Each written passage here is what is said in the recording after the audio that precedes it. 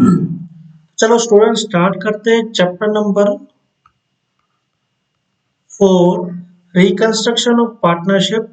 Reconstruction of partnership chapter जो है total इसका वेटेज 5 मार्क्स का है। 1 मार्क का ऑब्जेक्टिव आएगा, 1 मार्क का शॉर्ट 1 लाइन वाले आंसर आएंगे एंड 3 मार्क का एक सम आएगा आपका, जहां पे आपको gain ratio and sacrifice ratio निकालना होता है। तो 3 मार्क्स का जो मैंने सम है उसके लिंक डिस्क्रिप्शन में प्रोवाइड कर दी है। आपको टोटल मैंने 7 to 10 सम वहां पे करवाए होंगे, जिसमें मैंने आपको निकालना सिखाया होगा गेन एंड सेक्रीफाइस कैसे निकालते हैं। क्लियर? अगर वो वीडियो आप देख लेते हो तो आपको गारंटीड 3 मार्क्स कवर करने से कोई नहीं रोक पाएगा। अब ये चैप्टर का इंट्रोडक्शन ये छोटे से वीडियो में देख लेते हैं। सबसे पहले हम जान लेते हैं इन दो वर्ड की मीनिंग, रिकंस्ट्रक्शन एंड पार्टनरशिप। तो रिकंस्ट्रक्शन क्या होता है? रिकंस्ट्रक्शन वो होता है जो चीज पहले से कंस्ट्रक्ट की गई होती है उसे वापस रिकंस्ट्रक्ट करना। जैसे कोई ओल्ड बिल्डिंग को फिर से मरम्मत करते हो तो उसे रिकंस्ट्रक्ट कहते हैं। वैसे ही रिकंस्ट्रक्शन यहाँ पे हो रहा है। यहाँ पे रिकंस्ट्रक्शन किसका हो रहा है? यहाँ पे रिकंस्ट्रक्शन हो रहा है पार्टनरशिप का। पार्टनरशिप क्या होती है? जब भी दो या दो से ज्यादा पर्सन्स मिलकर बिजनेस चलाते हैं उसे हम पार्टनरशिप कहते हैं। तो उस पार्टनरशिप का रिकंस्ट्रक्शन करना मतलब क्या हो गया? Reconstruction of partnership. अब कुछ रीजंस होते हैं जहां पे हमें पार्टनरशिप फॉर्म को रिकंस्ट्रक्शन करना पड़ता है। जनरली हम पार्टनरशिप फॉर्म को रिकंस्ट्रक्शन नहीं कर सकते, मीन्स कि उसके टर्म्स एंड कंडीशन को रिकंस्ट्रक्शन नहीं कर सकते, मतलब अमेंड नहीं कर सकते। लेकिन कुछ रीजंस आ जाते हैं जहां पे हमें जरूरी पड़ जाता है कि हमें वो पार्टनरशिप फॉर्म रिकंस्ट्रक्शन करनी पड़ती है। तो बेसिकली हमारे पास 3 रीजन यहाँ पे दिए गए हैं जहां पे हमें पार्टनरशिप को रिकंस्ट्रक्शन करना पड़ता है। उसमें से सबसे पहला है change in PNL ratio. Generally PNL ratio हम चेंज नहीं करते हैं। जब भी पार्टनरशिप फॉर्म बनती है तो वहां पे एक डीड बनाई जाती है जिसे हम पार्टनरशिप डीड कहते हैं। क्या कहते हैं हम? पार्टनरशिप डीड कहते हैं।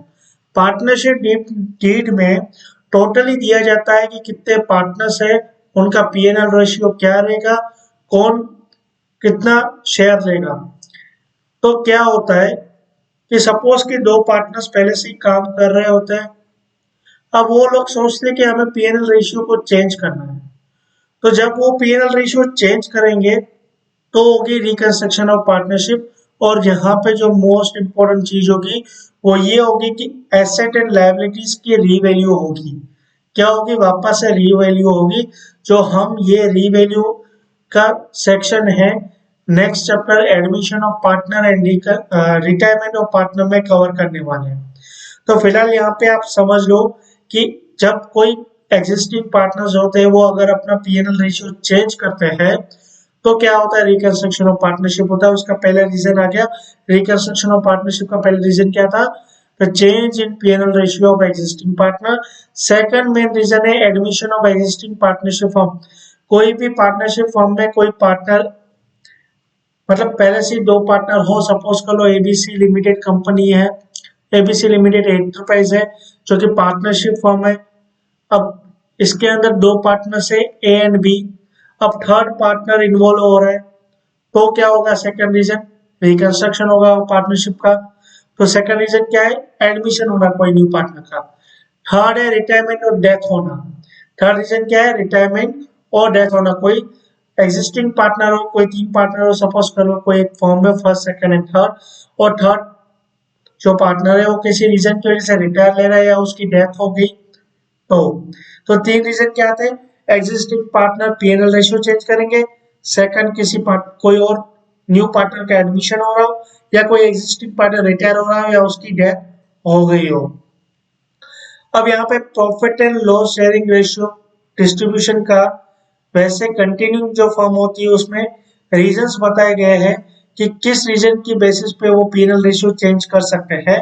जनरली वो चेंज नहीं होता है, इसलिए मैं आपको यहाँ पे रीजन बता देता हूँ कि इन रीजन की वजह से पीएनएल रेशियो चेंज किया जा सकता है। कि when a partner in change of the firm is not able to manage the firm. अब सपोज करो कि दो पार्टनर्स है, अब एक जो बंदा है वो फर्म को हैंडल नहीं कर पा रहा है। रीजन क्या है? उसकी इलनेस है या इनकैपेबिलिटी है या कोई सब पर्सनल रीजंस की वजह से। तो क्या होता है, एक पार्टनर पे ही जोर आता।